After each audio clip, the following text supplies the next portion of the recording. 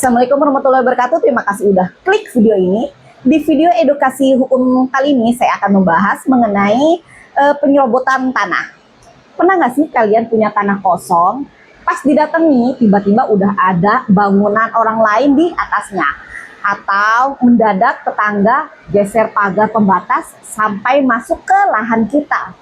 Ayo, pernah nggak sih ngalamin kayak gitu? Hati-hati, itu namanya penyerobotan tanah. Tapi jangan langsung main hakim sendiri ya, karena hukum kita punya aturan tegas soal ini. Di video kali ini kita akan bedah apa itu penyerobotan tanah dan bagaimana KUHP baru mengatur sanksinya. Simak terus sampai habis ya. Secara sederhananya, penyerobotan tanah adalah tindakan menduduki atau menggunakan tanah milik orang lain secara tidak sah atau tanpa izin si pemiliknya yang sah. Nah, di Indonesia ini sangat sensitif dan sering memicu konflik. Contoh kasusnya nih, banyak dan macam-macam. Misalnya, membangun bangunan seperti warung atau pagar di atas tanah milik orang lain. Atau mengakui tanah dengan memalsukan dokumen atau sertifikat. Menolak pindah dari lahan yang masa sewa atau izin pakainya udah habis, itu juga termasuk. Nah, kalau dulu kita pakai pasal 385 KUHP lama, sekarang kita harus kenalan nih dengan KUHP baru yang mulai berlaku efektif di tahun 2026 ini.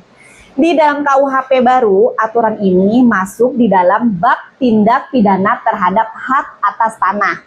Tujuannya jelas ya, untuk melindungi hak kepemilikan kalian sebagai pemegang sertifikat yang sah. Terus apa yang dilakukan kalau tanah kalian itu diserobot sama orang lain? Gampang.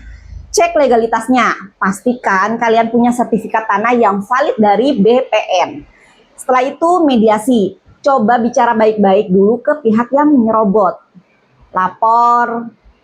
Jika buntu, kalian bisa melapor ke kepolisian atau menggugat secara perdata di pengadilan negeri. Kalau butuh bantuan pendampingan atau butuh jasa advokat, bisa call me ya di nomor ini. Buat konsultasi gratis kok.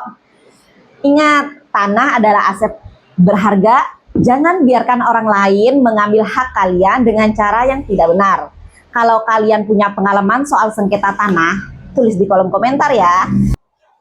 Terima kasih udah nonton video ini sampai selesai ya. Jangan lupa untuk dukung terus channel ini dengan cara like, share, subscribe, dan untuk informasi hukum menarik lainnya. Melek hukum itu keren loh. Terima kasih, sampai jumpa di video selanjutnya.